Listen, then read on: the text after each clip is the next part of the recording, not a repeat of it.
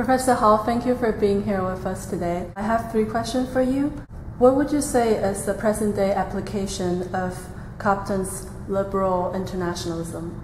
Well, just to give you one example of that, obviously there are many areas we could talk about.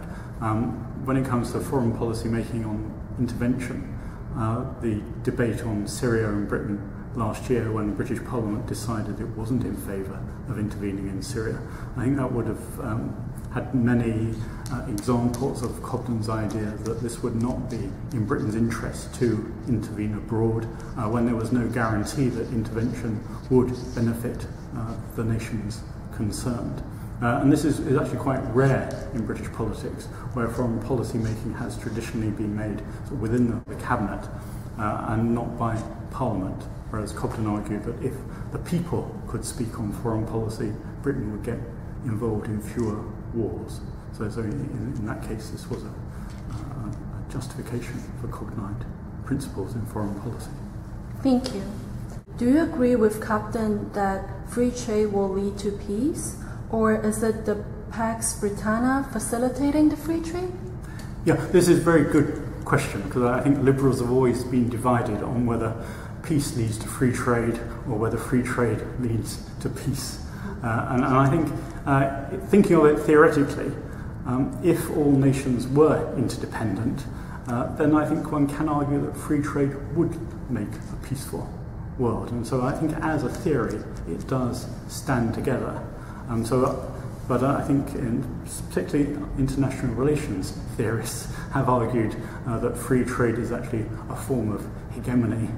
It's the way, so the Pax Britannica spreads free trade across the world, or the Pax Americana after 1945 was sort of imposing free trade on nations. Whereas Cobden's view again was that free trade has to be part of a mutual civilizing, peaceful process as a substitute for war, a replacement for war. Thank you very much.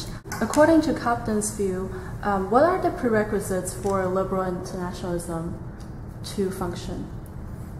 Well, I think the prerequisites are, first of all, enlightened public opinion. And the problem for Cobden in his own day was he believed that foreign policy making was part of the establishment who used foreign policy to serve their own purposes. And so he thought it was only after you'd had the democratization of foreign policy that you might be able to think of ways in which one might intervene abroad in a more liberal manner. But he thought in his own day the only occasion when he thought war might be justified was when military powers had suppressed nation states or helped suppress nation states. And so that's why he was tempted to. I don't think because of his peace-loving principles he never got to the stage of justifying war. But I think, say, had Austria tried to reconquer Italy in the 1860s, I think Cobden would have said this would be a war which is justified, that you can fight a war against conquest, against the suppression of national liberties. But he thought it's also very rare that this would happen.